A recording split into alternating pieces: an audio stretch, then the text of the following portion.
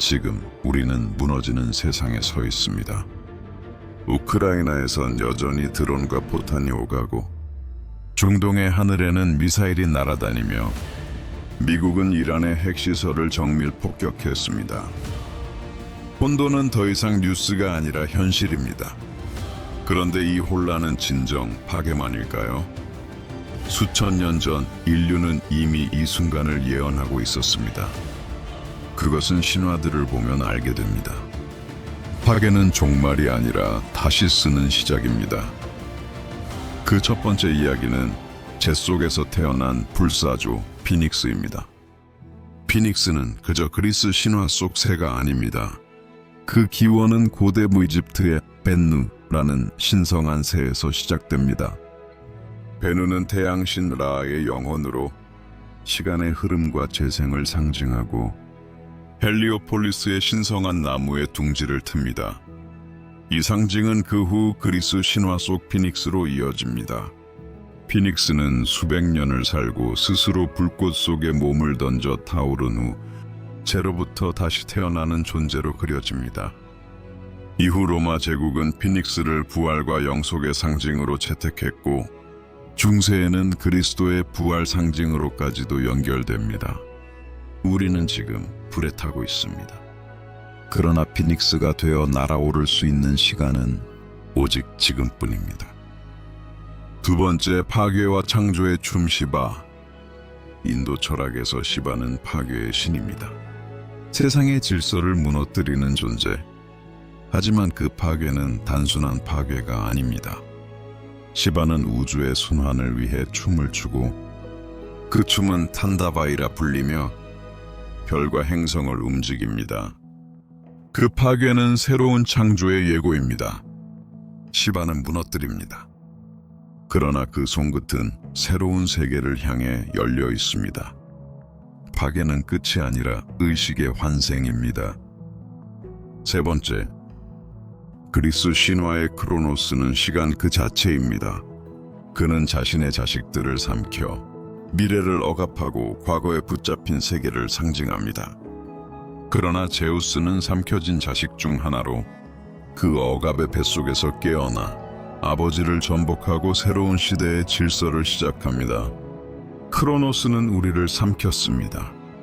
하지만 이제 제우스가 깨어나야 할 때입니다. 내 안의 새로운 의지, 바로 나. 네 번째, 이집트의 오시리스는 시기와 분노 속에서 찢겨 죽습니다. 그의 몸은 강으로 흩어지고 절망은 모든 것을 덮습니다. 그러나 그의 아내 이시스가 그 파편을 모읍니다. 그리하여 오시리스는 다시 살아나고 그의 아들 호루스는 하늘을 여는 자가 됩니다. 오시리스는 부서졌지만 다시 모였습니다. 그리고 호루스가 하늘을 열었습니다. 파편난 나 자신, 이제는 다시 나를 모아야 할 때입니다. 다섯 번째, 거짓을 찢고 진실만 남기는 어머니, 칼리. 힌두의 또 다른 존재, 칼리는 파괴의 여신입니다. 그녀는 피를 마시고 혀를 내밀며 모든 것을 찢습니다. 그러나 그녀는 거짓과 환상만을 찢고 진실만을 남깁니다. 칼리는 무섭습니다. 그러나 그녀는 단 하나, 진실만을 살려냅니다. 지금 우리가 읽는 것은 어쩌면 진짜가 아니었는지도 모릅니다. 이 다섯 신화의 공통점은 단 하나입니다. 파괴는 끝이 아니다. 그것은 선택의 순간이며 새로운 의식이 태어나는 통로입니다. 지금 세계가 무너지고 있는 이유는 우리가 새로운 날을 쓰도록 초대받고 있기 때문입니다. 그리고 그 첫 질문은 이것입니다. 지금 나는 무엇을 지켜야 하는가? 우크라이나 전쟁은 이제 더 이상 지도 위의 분쟁이 아닙니다. 그것은 기술과 자산, 의식까지 교란시키는 현대전의 프로토타입이 되고 있습니다.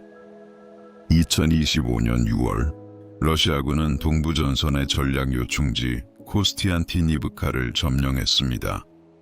그 사이 우크라이나는 스파이더웹이라 불리는 드론 군집 공격 작전으로 러시아 공군 기지에 치명타를 가했습니다. 전장은 더는 총을 들고 싸우는 곳이 아닙니다.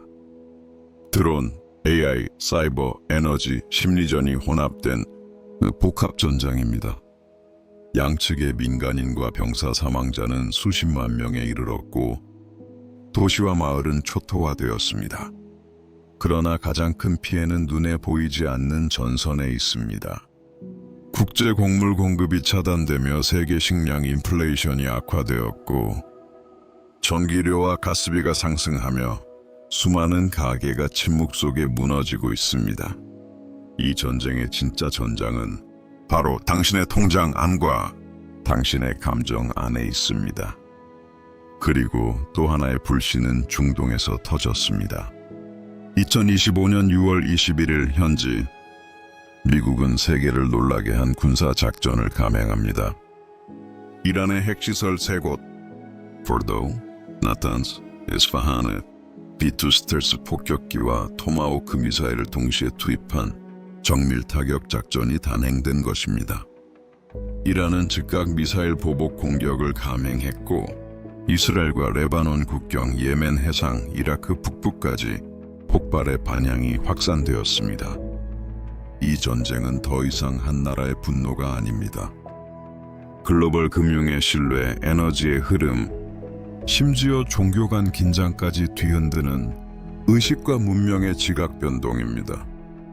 전쟁이 말해주는 진실, 핵심은 이것입니다. 전쟁은 그저 영토를 두고 벌이는 싸움이 아닙니다. 영역, 자산, 의식, 감정, 식량, 에너지, 우리가 의식하지 못한 삶의 기반을 재편합니다. 그리고 우리는 그 여파 위에서 소리 없는 전쟁을 견디고 있는 중입니다. 전쟁은 늘 화폐를 흔듭니다.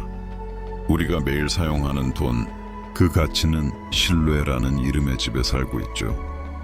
하지만 전쟁이 시작되면 그 신뢰는 가장 먼저 무너집니다. 수출입은 차단되고 원자재와 식량의 흐름은 멈추고 국가들은 무제한 화폐를 찍어내며 생존을 모의합니다. 결국 물가가 오르기 시작하고 돈의 가치가 사라지기 시작합니다. 그리고 가장 먼저 무너지는 것은 우리 삶의 리듬입니다. 전쟁은 현금을 사라지게 만들고 감시와 통제 가능한 디지털 화폐로의 전환을 촉진합니다. 지금 세계 각국은 CBDC, 중앙은행 디지털 화폐를 실험하고 있고 그 뒤에는 더 안정된 통제 구조를 말하는 목소리가 커지고 있습니다. 그러나 그 통제의 방향은 항상 개인의 자유가 아니라 시스템의 안정성입니다. 전쟁은 단순히 외부 질서를 무너뜨리는 것이 아닙니다. 우리를 구성하던 일상의 감정 구조도 무너뜨립니다. 내일은 괜찮겠지라는 마음, 은행에 있는 돈은 안전해라는 착각, 나만 잘하면 되지라는 고립된 자율성, 이 모든 마음의 구조들이 지금 조용히 붕괴되고 있습니다. 그래서 전쟁이 말해주는 진실은 첫째, 지금의 경제는 단단하지 않다는 것. 둘째, 지금의 화폐는 영원하지 않다는 것. 셋째, 지금의 나는 아직 준비되지 않았다는 것. 전쟁은 이렇게 묻고 있는 것입니다. 당신은 진짜로 가진 게 무엇입니까? 은행 잔고? 보이지 않는 디지털 수치? 아니면 혼란 속에서도 판단할 수 있는 정신? 흔들려도 회복할 수 있는 신경계? 가치와 관계를 지키는 의지? 총성이 멎는 날에도 인플레이션은 계속되고 통화는 재편되며 삶은 다시 쓰여질 것입니다. 그때 살아남는 사람은 정보가 많았던 사람이 아니라 정신을 먼저 재정비한 사람일 것입니다. 우리는 더 이상 다음 전쟁을 예측할 필요가 없습니다. 이미 전쟁은 시작되었고 우리는 그 안에서 매일 자신의 존재를 어떻게 지킬 것인가를 선택하며 살아가야 합니다. 우리는 흔히 말합니다. 돈이 있으면 안심이다. 계좌에 숫자가 많으면 괜찮다. 나는 아직 여유가 있다. 하지만 그것은 착각이었습니다.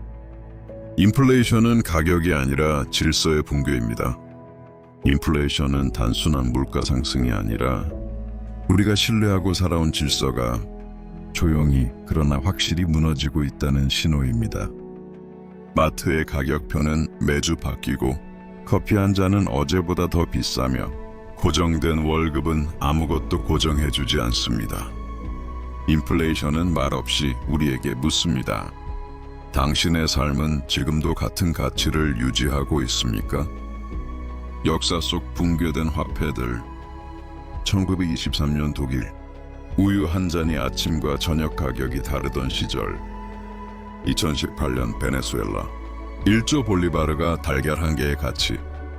지금도 레바논에선 은행 금고는 있지만 문은 열리지 않습니다.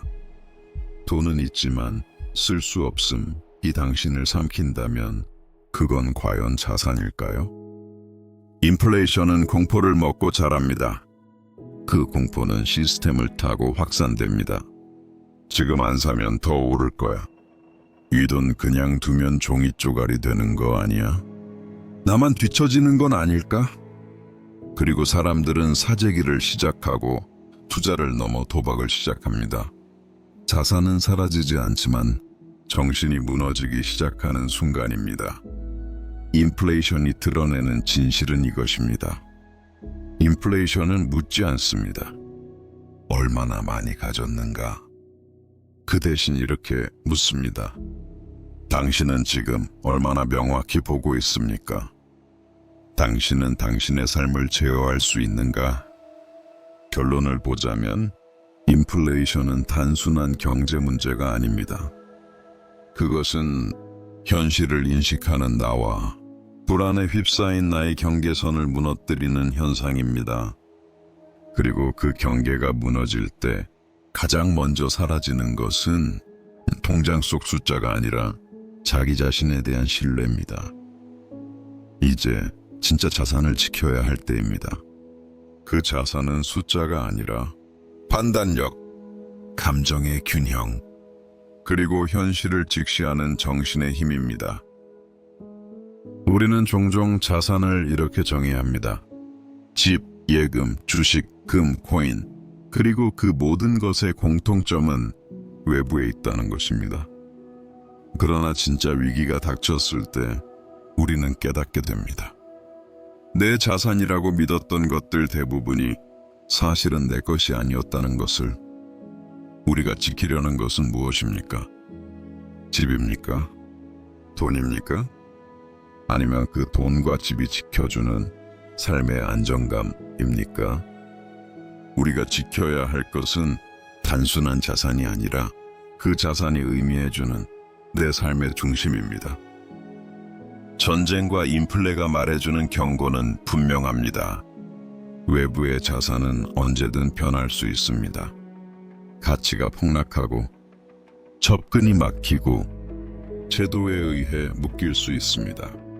하지만 내가 내 안에서 준비한 자산, 판단력, 신체의 건강, 위기 대응 능력, 사고의 유연성은 어떤 상황에도 빼앗기지 않습니다. 지켜야 할 자산은 바깥이 아니라 안에 있습니다. 판단력, 정보에 휩쓸리지 않고 지금 필요한 것을 구분하는 힘. 기초 체력, 위기의 장기전에서 가장 먼저 무너지는 것은 약한 몸. 공감 능력, 공동체가 붕괴될수록 생존은 나눔과 연결 속의 존재. 의지력과 회복 탄력성, 무너질 때 다시 일어설 수 있는 내부의 심장.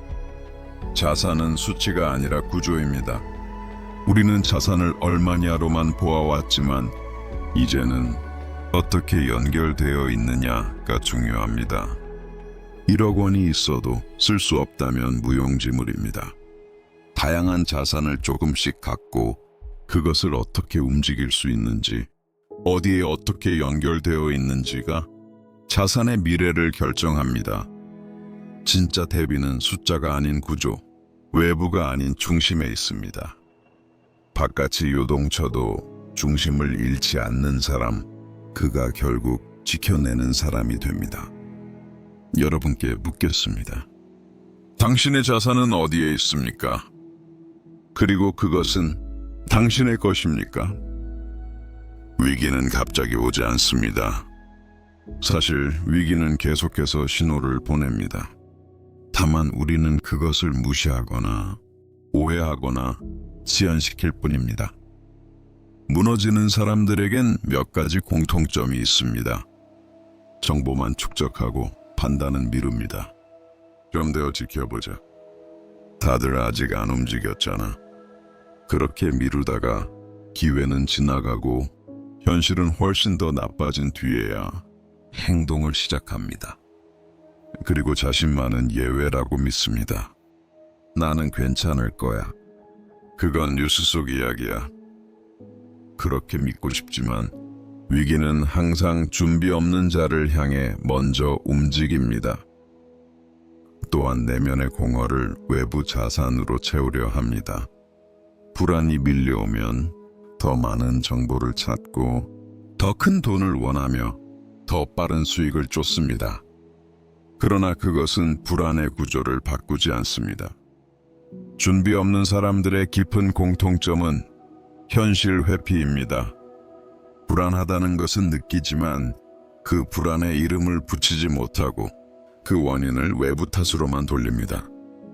정치, 경제, 세계 질서, 그리고 운.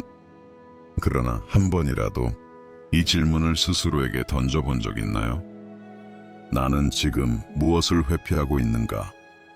무너지는 것은 자산이 아니라 자신입니다. 마음이 먼저 무너지고 판단이 흔들리며 그 틈으로 현실이 쏟아져 들어옵니다. 우리는 이 파트를 통해 누구든 무너질 수 있다는 사실을 받아들이고 그 무너짐 이전의 조용한 전조를 자각해야 합니다. 준비 없는 사람들의 문제는 정보 부족이 아닙니다. 진짜 문제는 의식 부족입니다. 위기를 막는 것은 뉴스가 아니라 자기 자신을 마주보는 용기입니다. 그래서 지금 당신은 무엇을 회피하고 있나요? 당신은 무엇을 보지 않으려 하나요? 그리고 그 회피의 대가가 나의 미래라면 지금 어디서부터 다시 시작하시겠습니까? 이제 우리는 묻습니다. 그럼 도대체 나는 지금 무엇을 준비해야 하는가? 답은 이렇습니다. 가장 내 안에 있으면서도 가장 잊기 쉬운 것들. 바로 그것이 우리가 지켜야 할 진짜 자산입니다. 1. 정신적 회복 탄력성. 위기는 오래갑니다. 감정이 먼저 무너지면 생각은 제 기능을 하지 못합니다. 그래서 우리는 훈련해야 합니다. 호흡을 고르고 몸을 가다듬고 혼란 중에도 중심을 붙잡는 훈련. 이건 명상이나 철학이 아니라 생존의 기술입니다. 자산을 나누고 움직일 수 있게 하라. 모든 걸 하나에 몰아넣지 마십시오. 집 한 채, 예금 한 곳, 주식 한 종목. 그것은 위기 앞에 무력합니다. 소액이더라도 나눠져 있고 움직일 수 있어야 그것이 진짜 자산이 됩니다. 최소한의 요리 능력, 기초 체력 유지, 비상시 이동 루트 파악, 기본적 의사소통 능력, 외국어 포함. 이 모든 것이 위기 시 스스로를 돌볼 수 있는 능력으로 이어집니다. 위기는 고립된 자를 먼저 무너뜨립니다. 내가 도울 수 있는 사람, 내가 도움을 받을 수 있는 사람, 그 구조 안에 자신의 회복 가능성이 있습니다. 가족, 친구, 이웃, 작은 네트워크조차 가장 오래 지속되는 자산이 됩니다. 자동화, AI, 통화. 세상은 더 빠르게 더 복잡하게 변합니다. 이제는 많이 아는 사람이 아니라 빠르게 배우는 사람이 살아남습니다. 디지털 자산 이해, 금융 기초 지식, 위기 대응 법률 감각. 이런 것들이 당신을 지켜줄 지식 자산입니다.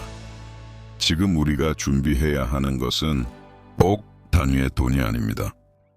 지금은 단단한 몸, 깨어있는 정신, 유연한 관계, 움직일 수 있는 구조를 만드는 시간입니다. 자신이 흔들릴수록 가장 먼저 무너지는 것은 자산이 아니라 판단입니다. 하지만 당신이 깨어 있다면 위기 속에서도 자산은 다시 살아있는 것이 될 수 있습니다. 우리는 지금 전쟁이 일어나는 시대에 살고 있습니다. 통화는 바뀌고 자산은 증발하며 정치와 경제는 더 이상 국가 안에만 존재하지 않습니다. 모든 것이 서로 연결된 하나의 흐름이 되었습니다. 그러나 이 거대한 흐름 앞에서 가장 먼저 무너지는 것은 기술도 경제도 아닙니다. 바로 개인입니다. 그 흐름을 이해하지 못하고 두려움에 휩쓸리고 자기 중심을 잃어버릴 때 인간은 가장 쉽게 조종당하고 가장 빨리 소비됩니다. 흔들리는 세계 속에서 흔들리지 않는 나를 지키는 것, 그 어떤 자산보다, 그 어떤 정보보다, 그 어떤 수익보다 중요한 것은 존재의 중심을 잃지 않는 것. 피닉스는 보여줍니다. 불 속에서 다시 나는 것이 가능하다. 시바는 말합니다. 파괴는 끝이 아니라 시작이다. 그리고 우리는 이 거대한 시대를 견딜 수 있는 존재로 태어날 수 있습니다. 단 우리가 깨어 있다면. 세상은 다시 쓰이고 있습니다. 그 쓰임의 한가운데 우리는 있습니다. 다시 한번 묻겠습니다. 여러분은 이 시대의 희생양이 될 것입니까? 아니면 창조자가 되시겠습니까? 우리는 이 모든 이야기의 끝에서 다시 처음으로 돌아옵니다. 전쟁, 인플레이션, 경제 붕괴, 정보의 홍수 속에서 우리가 결국 지켜야 할 것은 존재입니다. 존재란 나는 살아있다는 감각, 내가 내 삶을 주도하고 있다는 자각, 내가 지금 여기에 있다는 확신. 하지만 대부분의 사람들은 존재하는 것이 아니라 소비도에는 삶을 살고 있습니다. 시간에, 뉴스에, 트렌드에, 불안에, 타인의 말에 끊임없이 소비되는 존재. 그러나 진짜 자산은 계좌에 있는 숫자가 아니라 내가 나로 있을 수 있는 시간과 감각입니다. 조용히 책을 읽는 시간, 사랑하는 사람과 눈을 마주치는 순간, 밤하늘의 별을 느낄 줄 아는 여유, 그리고 전쟁과 인플레가 몰려와도 내 호흡 하나로 다시 나를 되찾을 수 있는 힘. 그것이야말로 우리가 지켜야 할 궁극의 자산입니다. 세상은 언젠가 다시 무너질지 모릅니다. 하지만 내가 나로 있는 한 두려움 없이 지금부터 시작해도 늦지 않습니다.